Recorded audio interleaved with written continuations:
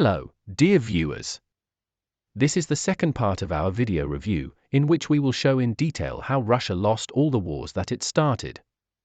This part will be devoted to such wars as the Russo-Japanese War, the First World War and the Soviet-Polish War of 1919 to 1921. Where we will show what were the reasons, goals, and objectives of their beginning. And we will also show that Russia could not achieve the main goals of these wars. That is why it lost. Moreover, very often such wars led to huge losses of Russia itself and its people, and also led to the disintegration of the country. You will see why the same consequences are characteristic of the Russian-Ukrainian War, in which Russia attacked Ukraine. So, let's begin. Russia has lost every war it has started, a detailed analysis. 1905, the Japanese War is shamefully lost. In this war, Russia actually lost its entire Pacific and Baltic fleet, partly the Black Sea. The country was forced to accept Japan's peace terms. Lost control over vast territories in the Far East, roughly equal to the territory of modern Mongolia, and possibly even more. The author suggests dwelling on this war in more detail, because this war shows in the best possible way why and for what purpose Russia will wage almost all of its wars in the 20th century and the beginning of the 21st century. That is, we will better understand Russia's goals in almost all future wars that it will start itself. It is the prerequisites of this Russo-Japanese War and its beginning that best illustrate Russia's behavior for the next 100 years, at least.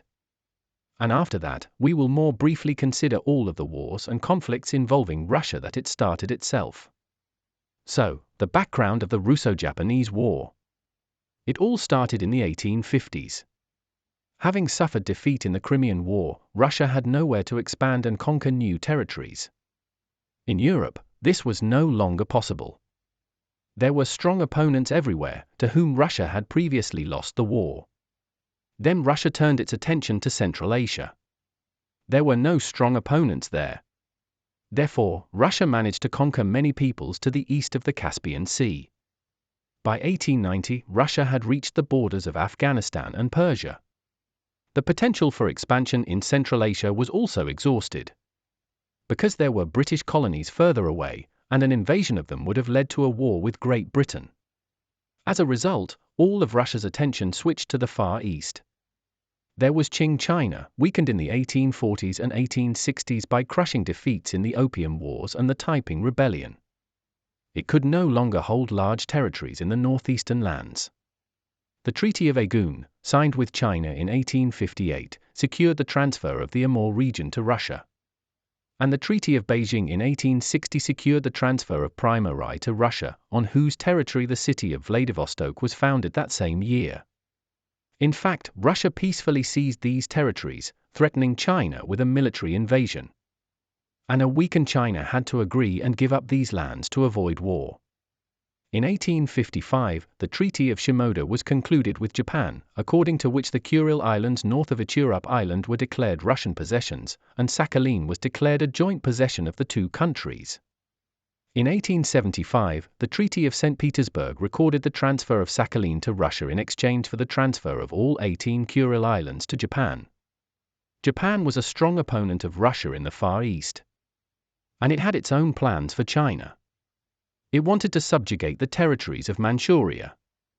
And it succeeded. Thus, many territories of Manchuria were already controlled by Japan. In April 1895, France, Germany and Russia, concerned about the rise of Japan, launched the Triple Intervention. They issued an ultimatum demanding that Japan renounce its annexation of the Liaodong Peninsula in Manchuria. Japan, unable to withstand the combined pressure of the three European powers, gave in. And soon Russia would gain control of these territories, which would intensify the confrontation with Japan. Thus, Russia took advantage of the return of Liaodong to China. In March 1898, a convention was signed between Russia and China, according to which the ice-free ports of the Liaodong Peninsula, Port Arthur and Dalny, were leased to Russia. It was also permitted to lay a railway to these ports from one of the points of the Chinese Eastern Railway. At that time, there was a large presence of Europeans in Manchuria, who developed trade with China. sometimes on very unfavorable terms for the local population, using them as colonies. As a result, in 1899, a popular uprising began there. In October 1900, Russian troops occupied Manchuria as part of the suppression of the Boxer Rebellion in China by the Eight-Power Alliance. In 1902, a Russian-Chinese agreement was signed, according to which Russia was obliged to withdraw its troops from Manchuria within 18 months, that is, by October 1903. But the Russian government refused to withdraw its troops. In return, it demanded that China not alienate the territories leased by Russia under any circumstances. Also, not to create trade points with other countries, and not to allow foreign consuls into Manchuria. And the third point of the conditions was not to allow foreigners into the administration of Manchuria. That is, in fact, this was a banal, undisguised occupation of Chinese Manchuria by Russia. Naturally, China could not do this, but these territories de facto remained under the complete management and control of Russia. But this was not enough for Russia. After the occupation of Chinese Manchuria, Korea was supposed to be next. But it was under the complete control of Japan. Earlier, Japan wanted to sign a treaty with Russia several times, in which Russia would not lay claim to Korea. In response, Japan refused to lay claim to Manchuria. That is, in essence, it was a kind of non-aggression treaty between the countries. But Russia refused to sign such a treaty. Instead, it continues to strengthen its troops on the Korean border. Moreover, Russian soldiers, dressed in civilian clothes, penetrated into the territory of North Korea. They began to build military installations and preparations there. All this was disguised as the construction of logging points.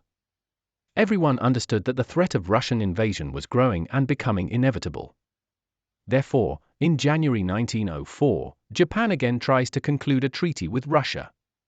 In it, Manchuria is recognized as Russian, and Korea as Japanese. But Russia does not give a direct answer and drags out the negotiations. And at this time, Russian troops are concentrating ever closer to the borders of Korea. It becomes clear to everyone that a Russian attack is already inevitable. And then Japan decides to preempt the Russian invasion and attack first. In February of the same year, it lands troops in Korea and attacks the Russian squadron in Port Arthur. The Russo-Japanese War begins. Despite the enormous and multiple numerical superiority of the Russian army, it suffers a crushing defeat, both at sea and on land. The Russian Pacific Squadron at Port Arthur is completely destroyed. The port is blockaded. The Japanese army successfully ousted Russian troops from North Korea. And on May 1, 1904, it began the invasion of Manchuria. The Russian army began to retreat everywhere. In the end, it decided to retreat closer to Port Arthur and take up all-round defense on the Liaodong Peninsula. In fact, it was surrounded and in a cauldron. In response, Russia gathers its entire Baltic fleet, reinforces the Black Sea Fleet with ships, and sends it all into battle against Japan. But Japan is still months away. It is necessary to go around half the world to reach the shores of Japan.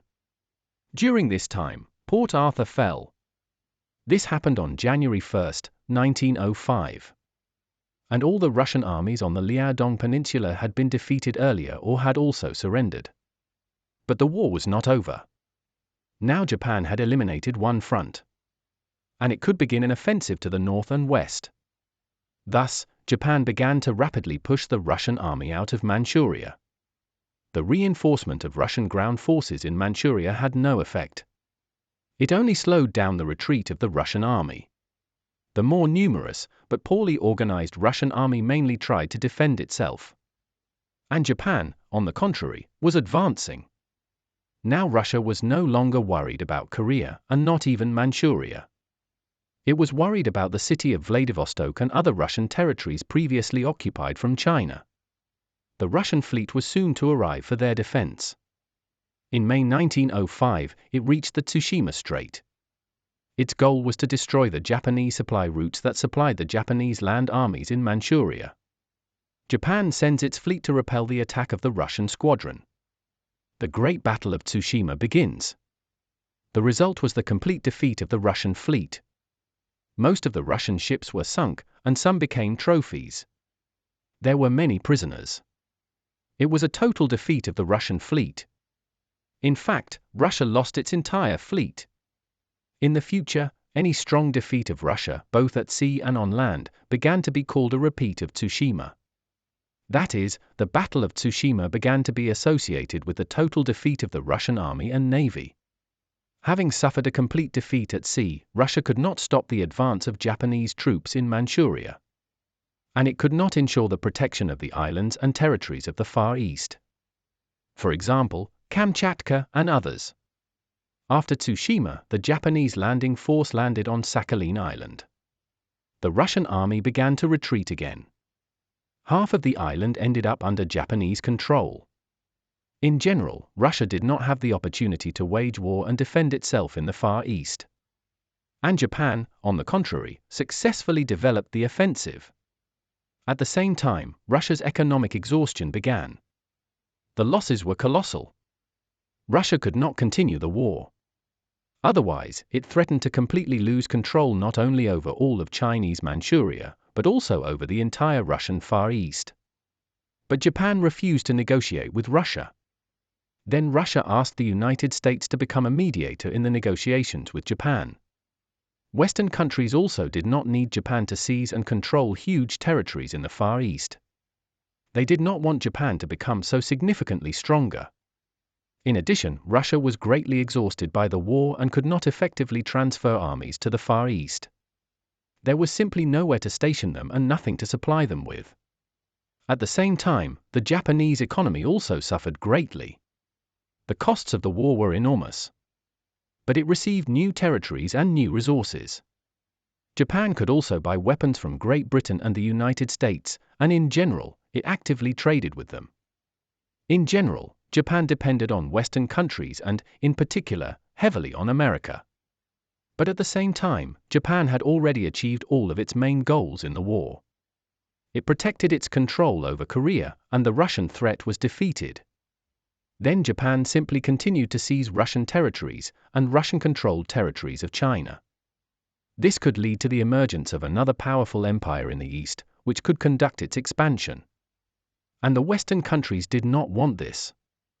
Therefore, the United States agreed to be a mediator. As a result, in September 1905, peace was signed. Now let's look at the goals and results of the war. Russia completely occupied and controlled Manchuria and wanted to seize Korea, which is what it basically started. In fact, Russia wanted to completely push Japan off the mainland and onto the islands. Japan offered Russia a waiver of Japanese claims to Manchuria. In exchange, it hoped for a waiver of Russia's claims to Korea. But Russia refused. Russian troops unofficially entered North Korea and began to strengthen their positions there. This led to the war. As a result, the attempt to seize Korea turned into a disaster for Russia. And Japan not only defended its rights to Korea, but also won back territories from Russia. Thus, Russia ceded to Japan the southern part of Sakhalin, which at that time was occupied by Japanese troops. Russia also lost its rights to the Liaodong Peninsula and the South Manchurian Railway, which connected Port Arthur with the Chinese Eastern Railway. Russia also recognized Korea as a Japanese zone of influence. In fact, in this war, Russia was unable to seize Korea, lost control over Chinese Manchuria, which it had previously occupied, lost its fleet and lost half of Sakhalin Island. At the same time, as a result of the negotiations, all countries had to withdraw their troops from Manchuria. But Japan did not lay claim to it. It wanted Russia not to accumulate its troops there and not to begin an invasion of Korea. In fact, Japan achieved its goals. It won. Russia withdrew its troops from Manchuria. In fact, Russia's defeat in the Russo-Japanese War put a fat point on Russia's expansion in East Asia. And only thanks to the peacekeeping efforts of the United States, Russia was able to preserve its territories in the Far East. Otherwise, Japan would have captured them. Now we know all the prerequisites of that war, the reasons and goals of its beginning. This will help us better understand the reasons and goals of Russia's future wars. And the next war that Russia will start will be the First World War. In 1918, Russia lost it. And it lost shamefully, by signing the Brest Peace and paying reparations. Russia's goals in this war were quite large-scale. In the Middle East, the interests of almost all powers clashed, striving to divide the weakened Ottoman Empire in time. In particular, Russia laid claim to the territories adjacent to the Black Sea Straits and also sought control over Anatolia, where more than 2 million Armenians lived. Simply put, the main goal was the Straits from the Black Sea to the Mediterranean. To do this, Russia wanted to capture the city of Constantinople, today known as Istanbul. Russia also wanted to conquer the entire Caucasus, which would give Russia land access to the Middle East. But the main goal was Constantinople. In Russia, in February 1914, the Council of Ministers came to the conclusion that the most favorable opportunity for the conquest of Constantinople would arise in the context of a pan-European war. In April 1914, Tsar Nicholas II approved the recommendations of his cabinet and instructed the government to take all necessary measures to seize Constantinople, the Bosphorus, and the Dardanelles at the first opportunity. In this regard, the territories of the Balkans were also in the sights of the Russian Empire. That is, the Russian war goals were extremely clear. Let us now look at the results of the war. And the result of the war for Russia was that, without waiting for its end, Russia capitulated. It lost huge territories and began to pay reparations. In fact, the Russian Empire collapsed. Let's look at how it happened. The pretext for the war was an assassination attempt on the Austrian Duke, heir to the Austro-Hungarian throne Franz Ferdinand and his wife. It happened in Sarajevo. The attackers were of Serbian origin. They advocated the separation of the South Slavic territories from Austria-Hungary and their subsequent annexation to Greater Serbia or Yugoslavia. The attackers crossed the border and fled to Serbia. It should be immediately clarified that at that time, Serbia was pursuing an active policy against Austria-Hungary. And Serbia itself was pro-Russian. And that says it all. Austria-Hungary's reaction to the assassination attempt on the royal family was well predictable. King Wilhelm II presented the July Ultimatum to Serbia. Among the demands was the arrest of the attackers and a fair investigation, as well as the cessation of anti-Austrian propaganda in Serbia. But in fact, this ultimatum was rejected by Serbia. Serbia agreed to accept all the points of the ultimatum, except one. The point about a fair investigation. This was point number 6. In which Austria-Hungary demanded an investigation against each of the participants in the Sarajevo murder with the participation of the Austrian government in the investigation. Perhaps the organizers of the murder were afraid that in this case, the threads of the investigation would lead to them. Or to the one who actually stood behind this assassination attempt. Therefore, Serbia will reject the ultimatum. And this will become a pretext for Austria-Hungary to invade Serbia. I want to draw your attention to the fact that even before Serbia rejected the ultimatum, Russia began mobilization and preparations for war. That is, in St. Petersburg they already knew that Serbia would refuse and knew that Austria would attack Serbia. They understood well that this assassination attempt would sooner or later lead to war. Germany was an ally of Austria-Hungary. And Serbia was not an official ally of Russia. But Russia still declared that they would side with Serbia if Austria-Hungary attacked it. Also, Russia asked Serbia to officially request help from the great powers. France and Great Britain confirmed that they would fulfill their alliance agreement with Russia in the event of war. This meant that if Austria-Hungary attacked Serbia, a pan-European war would begin. It turns out that in order to prevent war, it was necessary to satisfy only one demand of Austria, to conduct a fair investigation with the participation of the Austrian government. But no one in Europe could persuade Serbia to do this. And maybe there was no point. Since a fair investigation could lead to the real customer of the assassination. And then it would have become impossible to avoid a pan-European war anyway. It turns out that perhaps the customer was not from Serbia.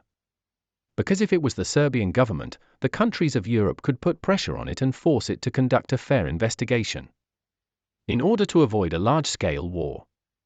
And if the customer of the assassination attempt was another country or empire, then a fair investigation of the assassination attempt would have revealed this. And then, it would have led to war anyway. It turns out that if another empire or country was behind the assassination attempt, then war was already inevitable. On July 25, Serbia rejected Austria's ultimatum. In particular, point number 6, about allowing the Austrian government to participate in the investigation. On July 28, Austria-Hungary declared war on Serbia. On July 29, the Russian Empire's hidden partial mobilization turned into a full-scale one. Then, all attempts to avoid war and resolve everything through peaceful negotiations failed. Because Austria and Germany learned that Russia, even before presenting the ultimatum to Serbia, had begun preparing its army for war and had begun a partial mobilization. In fact, it was already clear who was behind this entire assassination attempt. Germany also stated that if Russia continued mobilization, this would lead to the start of mobilization in Germany and a large-scale continental war could not be avoided. However, it was too late.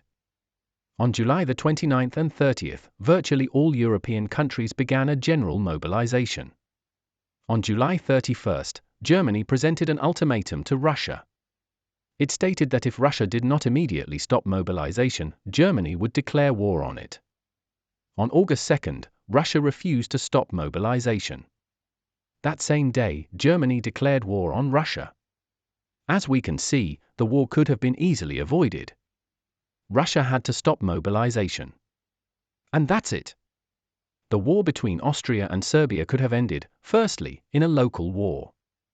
And secondly, if Serbia had not resisted, then everything would have been resolved diplomatically in The Hague. Which, by the way, Germany proposed. But, firstly, for some reason Russia did not want this. And secondly, a fair investigation could have led the investigation to the real customer of the assassination. And then, war again. Maybe that's why Russia was against it? And maybe that's why Russia no longer had any other options except to continue mobilization and prepare for war? We will not say anything, but there are too many coincidences around Russia and its possible participation in this. Especially with the previously announced goals of conquering Constantinople. What do you think? You can write your opinion in the comments. As for France and Great Britain, they could not have remained on the sidelines in the war that had begun. Because in alliance with Russia, these countries could always contain the power of the German and Austro-Hungarian empires. Separately, it would have been much more difficult. But together with Russia, they were safer. After all, then Germany and Austria would have had to fight on two fronts. In general, together these countries could stop Germany in the event of a war, but separately, it was difficult. Therefore, the security of France, Great Britain and Russia was ensured precisely by their allied status. Perhaps, this is what the one who planned the assassination attempt in Sarajevo in advance decided to take advantage of, which led to the war. Whatever the case, the fact remains that the world was already on the threshold of a new large-scale war, a war that had already begun. So, on August 3, Germany declared war on France. On August 4, Great Britain declared war on Germany. The First World War had begun. In August 1914, the Russian Empire launched a full-scale offensive against the German and Austro-Hungarian empires.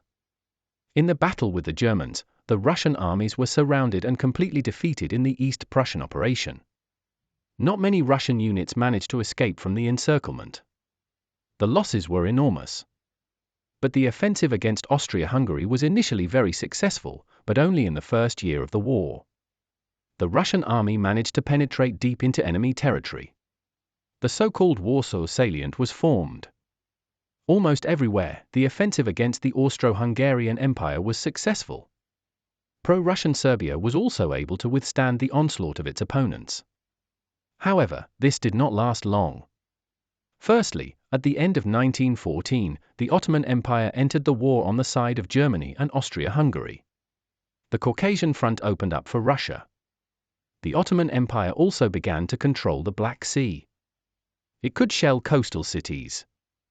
Turkey cut off Russia's only ice-free sea trade route, cutting off about 90% of its foreign trade with other countries. Deprived of the ability to export grain and import weapons through the Black Sea ports, Russia gradually began to experience a shortage of weapons and ammunition, and then serious economic difficulties. In 1915, a large-scale offensive of the German army began on the Eastern Front. As a result, Russia began to lose huge territories. The evacuation of industry deep into the country began. the industry of Poland, Belarus, and the Baltic region countries controlled by Russia was evacuated deep into the country. These were thousands of enterprises and factories. In fact, all the territories of Austria-Hungary previously captured by the Russian army were recaptured. Moreover, the counteroffensive of the German and Austro-Hungarian armies was accompanied by massive cauldrons, into which the Russian army fell. It constantly retreated for many months, suffering huge losses. After the German troops broke through the Russian front, the Russian defense fell everywhere. The so-called Great Retreat of the Russian army began. This is the name with which this retreat went down in history. It lasted 5 months. This is when the Russian troops were constantly retreating and did not have time to consolidate their positions on the ground and organize defense. As a result, Russia lost huge territories. This map illustrates this well. It shows that Russia lost more than 1,100 kilometers of its territory, which it had before the war. That is how much the border between the empires shifted. It was a real defeat for the Russian army. During these 5 months of retreat, the losses of the Russian army were catastrophic: 1.5 million people. Of these, 1 million were captured. That is, to put it simply, almost all Russian armies on the Eastern Front found themselves in cauldrons, surrounded and surrendered. This dealt a colossal moral blow to the Russian army and the population. Thus, in 1915, Russia lost its vast territories. All of Poland, part of the territories of Belarus and the Baltic states. The front line began to run from the Baltic to Romania. The German army pushed back the Russian army well, and now it could switch back to the Western Front against France and Great Britain. As a result, Germany took a defensive position on the Eastern Front. At the same time, the defeated Russian army could not attack on a large scale and was also on the defensive. Thus, positional warfare began. By the way, in the same year of 1915, Bulgaria also entered the war and began an offensive against pro-Russian Serbia. In the end, it won. In fact, the Russian Empire was now forced out of the Balkans. In the following year of 1916, all attempts by the Russian army to break through the German defense failed. And the Brusilov breakthrough was stalled and led to large-scale losses. As a result of bloody frontal attacks and the associated large losses, the last resources of the Russian army were spent and its fighting spirit was undermined. In 1916, pessimism grew in society regarding Russia's prospects in the war and the competence of its military and political leadership. Russia could no longer conduct successful military operations against Germany and Austria-Hungary. And the only goal of the Russian army's offensives was to draw German forces from the Western Front to the Eastern theater of military operations. Also, in 1916, Romania entered the war on the side of the Entente. But its armies were quickly defeated. Austria-Hungary and Germany gained access to oil fields. The front line of the Triple Alliance with the Russian Empire increased by at least 500 kilometers. After all, Romania was previously a neutral country and served as a buffer zone between the opponents. And now this buffer zone is gone. The armies clashed with each other. The following year, 1917, the military campaign was characterized by a German offensive on the Eastern Front. Although not as large-scale as in 1915. By 1917, the Russian army had essentially lost its ability to conduct active combat operations. But the enemy was also concentrated mainly on the Western Front. Therefore, the situation on the Eastern Front froze. However, there were also small operations. For example, Riga, where Russia lost Latvia and the islands in the Baltic Sea. The Russian fleet retreated further to the east. Russia also lost the second most important port on the Baltic Sea, which was located in Riga. In fact, in 1917, the Russian Empire suffered a defeat. All this led to a revolution and to fundamental changes on the territory of the Russian Empire. It fell apart. The Bolsheviks who came to power did not want to fight, but they also did not want to sign the defeat in January 1918. Then, in February, German troops began to attack along the entire front. Very often, they did not meet any resistance at all. Soviet troops were already retreating and fleeing everywhere. And even before the German forces approached them. As a result, 2 weeks later, on March 3, the Brest Peace Treaty was signed. According to it, Russia lost about 1 million square kilometers of territory, including Ukraine, and was obliged to demobilize the army and navy, hand over the ships and infrastructure of the Black Sea Fleet to Germany, pay a contribution of 6 billion marks, and recognize the independence of Ukraine. As a result of Russia's defeat in the war, the German army freely occupied the Baltic states, Belarus, and Ukraine. The countries got rid of Russian occupation, they became free and independent. Finland also became free and independent. It is necessary to draw your attention to the fact that already at the end of 1917, national movements began to actively develop in the countries occupied by Russia. The losses at the front were growing, the economy was deteriorating, the army was defeated. There was a revolution in Russia. At the same time, the occupied nations wanted to get rid of the Russian occupation. This happened in Ukraine, Belarus, the Baltic countries, Finland, Georgia, and others. There was a very strong national movement in Ukraine. Ukraine declared independence from Russia and the creation of the Ukrainian People's Republic. National people's militias began to form. They opposed the Russian occupation. Then Ukraine prepared for war with Russia. Because it understood that there would be a battle for Ukraine. Ukraine completely stopped deliveries of iron, coal, and ore to Russia. And also stopped deliveries of grain and bread. Then trade between the countries almost completely ceased. The separation of Ukraine from Russia meant the collapse of Bolshevism, socialism, and communism. Because Russia could not continue to exist and develop without Ukraine. We will touch on this in more detail a little later. Therefore, Moscow concentrated all its forces to prevent such a scenario. Russia began an invasion of Ukraine. Ukraine fought as best it could, defended every city, every settlement. There were victories and defeats. But it lacked weapons and ammunition. The Ukrainian army had nothing to fight with. As a result, Russia managed to reoccupy most of Ukraine. Another problem for Ukraine was the popular uprisings. People who believed the Bolsheviks with their ideology of socialism went to rallies and supported the Bolsheviks. The ideology of which, as history has shown, did not justify itself. Rather, on the contrary, it turned out to be utopian. And it led to dictatorship, turning countries into a real concentration camp. The Red Terror against the population began, which dealt a blow to the national elites of the countries. And the population lost their rights and freedoms for a long time. However, then many people in different countries believed in socialism, and this contributed to the Russian occupation of these countries. This is what happened with Ukraine. If Ukraine had stood united against Russia, Russia would not have had a chance. And so, internal problems with Bolshevism began in Ukraine. Although most Ukrainians were for freedom and independence, a small number of people who believed in the Bolsheviks created major internal problems, which Russia took advantage of. For example, uprisings in factories and plants, which dealt a blow to the economy and supply of troops. Uprisings in cities, to suppress which it was necessary to send separate forces. But together they could have repelled the Russian invasion. In general, many people believed in the beautiful slogans of the Bolsheviks, behind which stood terror and lies. For example, instead of power to the people, all rights and freedoms were taken away from the people, turning them into slaves of a concentration camp. And instead of income for the people, they received impoverishment of this people.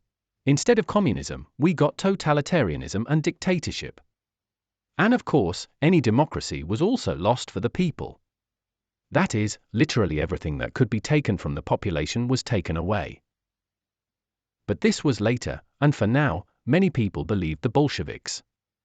And this led to defeat.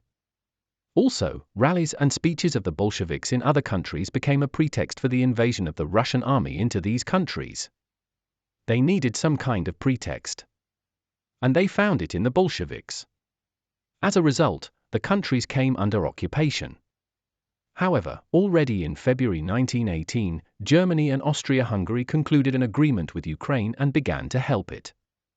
This is how the ousting of Russian occupation armies from Ukraine began. Germany also supported the freedom and independence of most Eastern European countries. That is why, under the conditions of Germany, with the capitulation of Russia, there was a liberation of these peoples from Russian oppression. Thus, the countries became free. In exchange, they pledged not to wage wars and not to participate in any alliances against Germany. Trade also began to develop rapidly between the countries. Germany helped ensure the security of Ukraine and other countries from Russian occupation, and the countries helped Germany with resources and food. This suited all parties. All, except Russia. But it had no choice. It lost the war and capitulated. At the same time, there was one front where the Russian army managed to push back the enemy. The Caucasian campaign of 1914 to 1918 ended with Russian troops being able to push back the borders of the Ottoman Empire by 100 to 150 kilometers along the Black Sea coast. And there was no such success in the mountains. But this was not so important because Russia had just suffered a large-scale defeat on the entire Eastern European front and capitulated. And under the terms of the capitulation, it withdrew troops from Transcaucasia and the Caucasus, in particular from Georgia. In fact, this was not just the collapse of the Russian Empire, it was its destruction. Because Ukraine became free, and the main part of the industry was concentrated on its territory. 60 to 80% of all industry of the Russian Empire was located in Ukraine. In addition, there was the highest population density. There was no such thing anywhere else in the Russian Empire. Also, it was in Ukraine that the main cultivated lands were located, on which the most grain and food was grown. Ukraine was considered the granary of the Russian Empire. This means that by losing Ukraine, the Russian Empire would lose all of this. In such conditions, it would not be able to develop, much less wage war with anyone in the future. All of its power and resources were in Ukraine. To better understand the situation, I suggest you look at this map. This is a population density map according to the 1926 census. The situation has not changed much since 1913. The map clearly shows that the highest population density was concentrated in Ukraine. It was from the territory of Ukraine that the population spread to the northeast, developing previously uninhabited lands. Schematically, northeastern Europe was populated in these directions. That is, Russia arose from Ukraine, the settlement of Ukrainians to the northeast. And now, let's zoom in on the map. You see, these are just the approximate territories of Ukraine. It was on these lands that the Ukrainian language predominated, which we will show further on the next map. Here, it is clearly visible that it was from the territory of Ukraine that the settlement of those territories began, which later became known as Muscovy, and then Russia or the Russian Federation. It was the Ukrainians, settling, who gave birth to Muscovy and Russia. That is why in the territory of Russia and the USSR there has always been a folk proverb that sounded like, Kyiv is the mother of Russian cities. And that is why Ukraine has always been considered the cradle of the entire Russian civilization in Russia. As we can see, it was in Ukraine that the highest population density was. And here is a language map. This is a map from the times of the Russian Empire. The language map according to the 1897 census. Let's see that Ukraine occupied a much larger territory than it does now. As the map shows, such regions as Voronezh, Kursk, Rostov, Astrakhan, Stavropol and Krasnodar Krai were all territories of Ukraine. Its territory extended from Grodno all the way to the Caspian Sea. Over time, these territories were occupied by Muscovy or the Russian Empire. Russification of the population was carried out, which greatly affected the central regions of Ukraine. But this shows that the main population density was in Ukraine. And Russia began with Ukraine. Even many territories of Siberia and the Far East had many Ukrainian-speaking residents. This is explained by the fact that the settlement of these uninhabited areas was carried out mainly by Ukrainians. After all, the population density in Ukraine was the highest in the Russian Empire. That is why people were resettled from Ukraine to the Far East. That is, in terms of developing wild and uninhabited territories of Russia, Ukraine was extremely important. But not only that. The high population density in Ukraine contributed to faster scientific, socio-cultural and industrial development. That is why the first industry was born in Ukraine, and it was from Ukraine that the Russian Empire turned into an industrial country. Where there were more people, there was a more developed industry. Here is an economic map of the Russian Empire in 1913 and the USSR in 1920. Blue and brown indicate the designations of the Russian Empire in 1913. The shaded designations are the indicators of the USSR in 1921, and purple indicates the economy of the USSR in 1925. In this case, we are only interested in the blue and brown designations. That is, the level of industrial development in 1913. Just before the start of the First World War. Very important. The sizes of the designations are directly proportional to the size of the industrial indicators. That is, the larger the icon, the greater the share of industry it denotes. To begin with, it is worth clarifying that the entire industry of the Russian Empire and the USSR was concentrated in the European part and mainly in Ukraine. Now, for a better illustration, let's zoom in on this map. And what do we see? The large blue square is the size of coal mining. As we can see, it is located in Ukraine. And it makes up approximately 90 to 95% of all mining in the Russian Empire. In addition to Ukraine, small, insignificant coal mining was also in Russia near the city of Kaluga, as well as beyond the Urals. But this was minimal mining. Almost all coal was mined in Ukraine. Why is this so important? Because the beginning of the 20th century was marked by the rapid development of the era of industrialization in the world. That is, industrialization began at the beginning of the last century. It was based on mechanical engineering and steel smelting, which required a lot of coal, and coke was needed to make steel. And it was also mined from coal. This means that the entire industrialization of the Russian Empire began from Ukraine. It became the center of industrial development of the Russian Empire and the USSR. The next indicator is iron ore mining. Iron ore was needed to smelt cast iron and steel. The iron ore production figures for 1913 are marked with a blue triangle. Here it is. It is located in Ukraine. The highest level of production. There is also production in Russia, near the city of Perm. But the amount there was insignificant. Approximately 85% of all iron ore in the Russian Empire was mined in Ukraine. Perhaps even more. Now let's see where cast iron and steel were smelted. And it was smelted mainly where coal and iron ore were mined. And also where there was a high population density, there was a labor force for smelting and organizing enterprises, factories, and plants. That is, in Ukraine. Cast iron smelting is marked with a blue rectangle. These are the figures for 1913. At that time, there were only 2 centers of cast iron smelting. This is Ukraine, here it is. And Russia, beyond the Urals, near the city of Tyman. The size of the markings corresponds to the proportions of smelting. This means that in the Russian Empire, it was in Ukraine that approximately 85% of cast iron smelting was concentrated.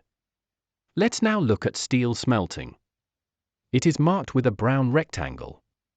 The largest is in Ukraine, approximately 70% of all smelting.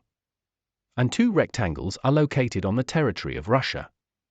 Approximately 15% each. One is near Moscow, and the second near Perm. It is important to note that in Moscow, steel was smelted from iron ore and coal mined in Ukraine.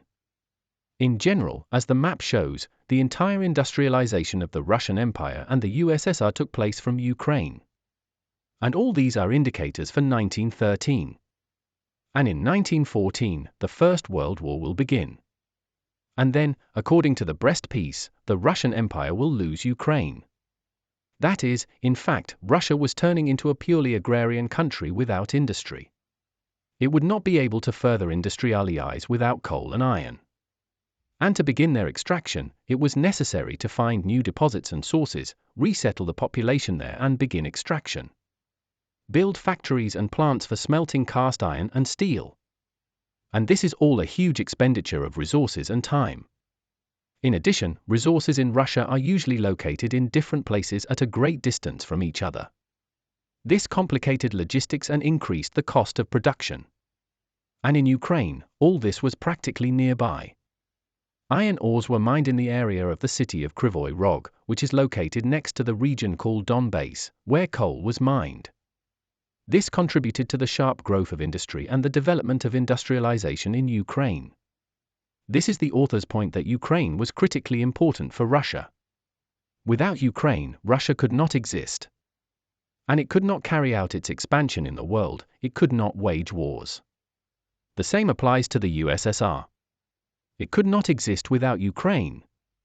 Therefore, the loss of Ukraine under the Brest Peace Treaty radically changed the balance of power in Europe and the world. Having lost it, the Russian Empire was doomed to degradation and further disintegration.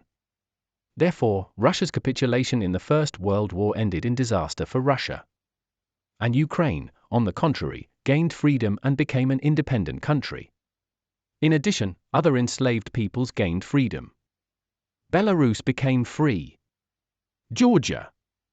The Baltic countries. With such losses, the Russian Empire could not recover. Russia was saved only by the fact that the USA entered the war on the side of the Allies. An uprising also began in Germany. The economy could not withstand it.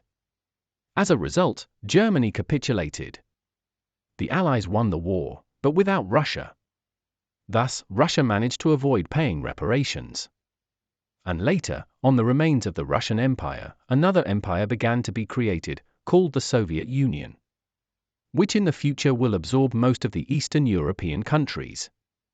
But later, it will also fall apart due to its expansion. Already at the beginning of 1919, the new Bolshevik Russia made attempts to forcefully return the Eastern European countries that had gained independence in 1918 as a result of Russia's capitulation. Their goal was also to establish control over all the territories that Russia had lost during the First World War, including Poland. For this purpose, Bolshevism was actively spreading in the countries. It began to spread across the countries, and they began to return under Russian control. This happened with Ukraine and Belarus. The Russian army also immediately began to occupy these countries. The USSR was formed, and its borders began to expand westward again, threatening Poland. No one hid the fact that the Soviet Union's goal was to seize Poland. Before the start of the Soviet-Polish War, Bolshevik Russia began an invasion of Ukraine and Belarus, and fighting broke out there. Part of the population began to resist, and part were loyal to Bolshevism. Therefore, these countries were easily absorbed by Russia without much resistance. The same fate befell the Baltic countries. Russia occupied them too. But it was not so easy with Lithuania and Poland. Firstly, Lithuania and Poland were united by close socio-economic and cultural ties. Previously, these two countries created a union called the Rzeczpospolita. They were like one country. And now, in 1918, when the Bolsheviks and the Soviet army invaded Lithuania, there were already Polish troops there. Together, they began to repel Russian aggression. So, in fact, the USSR's attack on Lithuania became the reason for the outbreak of the Soviet-Polish War. It was the USSR's occupation of neighboring countries and the approach of Soviet armies to the borders of Poland that became the reason for Poland's defense from the Soviet invasion. Poland understood very well that Russia was restoring its empire. And after the occupation of Ukraine, Belarus, and the Baltic states, Poland would definitely be next in line. Polish troops began to arrive in Lithuania and those territories of Belarus that had not yet been occupied by the Soviet Red Army. These were the territories that became free under the Brest Peace. Their population also sought protection from the Soviet attack. In fact, Poland entered the war defending Lithuania and the free territories of Belarus from the Soviet invasion and occupation. It was in Lithuania that the Polish army would begin the battle for the city of Vilnius, the capital of Lithuania. It was there that the Red Army would suffer its first major defeat in this war. The Soviet army would flee. So it was Russia's aggression against neighboring countries and Russia's attempt to restore the empire that caused the Soviet-Polish War. Poland was defending itself there. It began to defend itself from the Soviet invasion. On the side of Poland were also military units from Ukraine, Latvia, Belarus. These were the national movements that wanted liberation from the Soviet occupation of their countries. but they were few in number, and Poland was determined to repel Russian aggression and a new possible occupation. Poland did not want to be occupied by Russia again. It wanted to be a free and independent country. Meanwhile, Russia was confidently moving closer and closer to the Polish borders. And the USSR's invasion of Poland was only a matter of time. Because after Germany's capitulation in World War I, German peacekeepers began to withdraw from Russia's neighboring countries. This opened the way for a new Soviet occupation of these countries. And as soon as the German armies left these countries, the Soviet armies immediately began to seize and occupy them. In fact, this is how the restoration of the Russian Empire began. Only now under a new name, the Union of Soviet Socialist Republics. Or simply, the USSR. And that is how Russia will start its invasion of Ukraine, Belarus, the Baltic states. And then the invasion of Poland was supposed to begin. So it was not Poland that started this war. It was the USSR that started the war, or more correctly, Bolshevik Russia. Poland was only defending itself. It began to repel a new Russian invasion. And now you will be presented with evidence of this. Here is what Leon Trotsky, one of the leaders of the Bolshevik Revolution in Russia, wrote about this. And one of the leaders of the Bolshevik Soviet Union. And Lenin was considered the main leader. I quote Trotsky, Lenin had a firm plan to see the matter through to the end, that is, to enter Warsaw in order to help the Polish working masses overthrow the Pilsudski government and seize power. That is, it follows from this that Bolshevik Russia, under the pretext of spreading Bolshevism and socialism, wanted to seize by military means all the countries that had previously been part of the Russian Empire. And the goal of the Soviet army's offensive was to occupy Warsaw, the capital of Poland. To remove the government and install its own puppet Bolshevik one. And then everything would have been as with Ukraine, Belarus and the Baltic countries, their entry into the USSR. What is this if not an attempt to restore the Russian Empire? Within the borders that existed before the start of the First World War and before the capitulation of Russia. Before the Brest Peace. And Bolshevik Russia began to restore these territories. It occupied most of the free countries of Eastern Europe, creating the USSR. And until the complete restoration of the empire, only Poland remained in line. To prevent this, Polish troops began their offensive. Thus began the Russo-Polish War, which went down in history as the Soviet-Polish War. Officially, it will begin in 1919. But in fact, it began back in 1918. Here is a map of the advance of Soviet troops in 1918. As you can see, the Russian Soviet army invaded Belarus and the Baltic states. Most of Lithuania, including the capital Vilnius, fell under occupation. Polish units were unable to help contain the more numerous Soviet invasion. They also had to leave Vilnius and retreat. Thus, the Soviet army came very close to the borders of Poland. Therefore, Poland had to act. It organized a counteroffensive. It was with its beginning that the official Soviet-Polish War began. And here is a map of the counteroffensive of the Polish army. This is already 1919. And although many maps indicated that this was an offensive of the Polish army, in fact, it was a counteroffensive. We have already established this well. After all, the Polish army had been repelling the invasion of Soviet troops since 1918, and was trying to hold the line in Lithuania and Belarus. It was trying to stop the Soviet occupation of these countries. The counteroffensive of Poland and its allied forces was very successful. The Soviet-Russian army suffered a massive defeat. Almost all the Baltic countries were liberated from the Soviet occupier. They regained their freedom. The same applies to Belarus. Almost the entire country was liberated from Russian occupation. The Soviet troops were routed near the city of Vilnius. There, the Soviet Red Army fled. And it must be said that it fled for a long time. All the way to the border with Russia. Across Belarus. The Russian army turned out to be very poorly organized. Therefore, Poland managed to quickly establish control and expand its territories, which it had lost in wars with the Russian Empire earlier. Moreover, the defeat of the Soviet army was so strong that the Polish army began a counteroffensive on all fronts, including the southern front leading to Ukraine.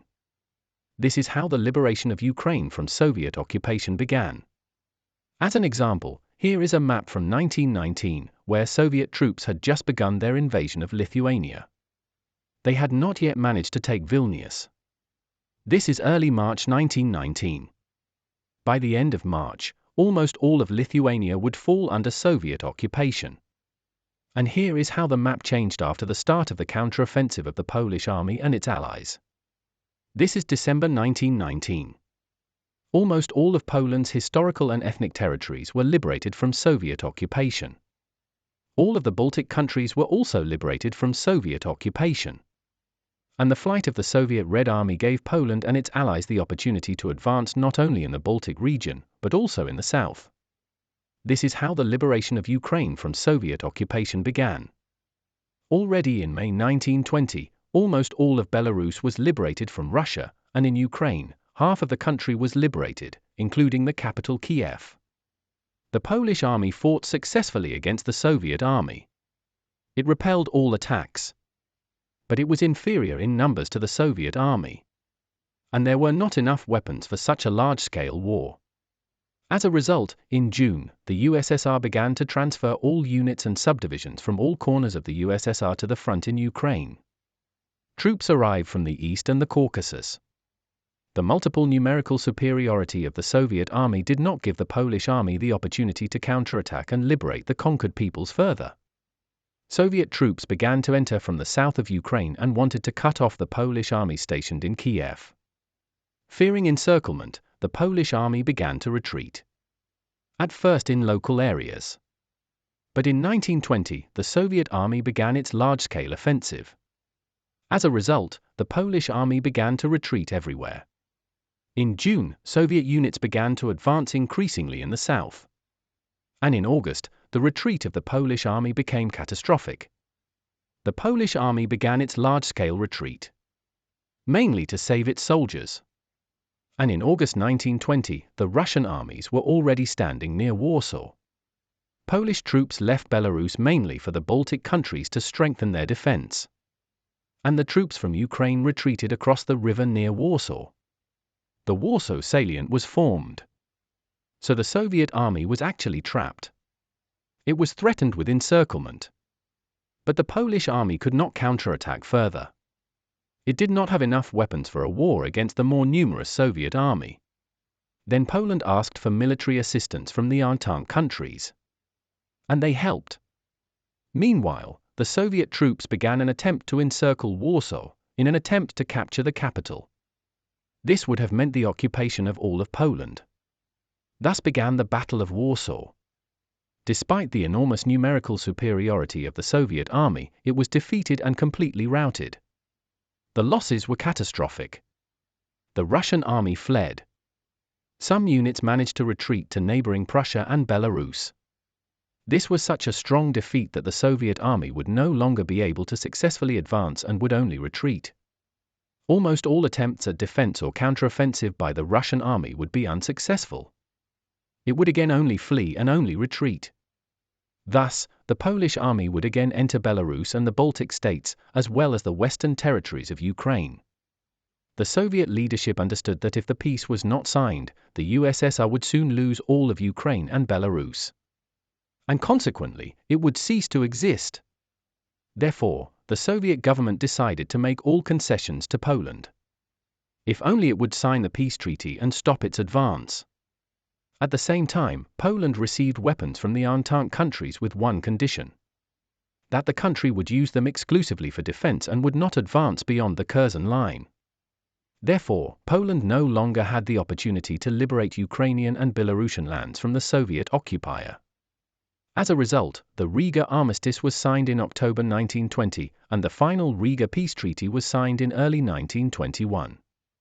The USSR recognized Poland's independence and renounced any anti-Polish activity, as well as the spread of Bolshevism, socialism and communism to Poland. According to the terms of the treaty, the Polish Republic received vast territories located to the east of the Curzon line, with a predominantly non-Polish population. These were Western Ukraine, Western Belarus and part of the territories of other provinces of the Russian Empire. Russia recognized the independence of Lithuania. Bolshevism was also defeated in the Baltic region and in Central and Western Europe as a whole. Here is what the British historian Alan Taylor wrote about this, I quote, "The Bolshevik threat instantly dissipated when the Red Army was thrown back from Warsaw in August 1920. In the next 20 years, communism did not have the slightest chance of triumphing anywhere in Europe outside Russia's borders." That was how strong a defeat Russia suffered. Moreover, as a result of the Riga peace, the Soviet side agreed to return to the Polish Republic the military trophies, all scientific and cultural values taken from the territory of the Kingdom of Poland since January 1, 1772.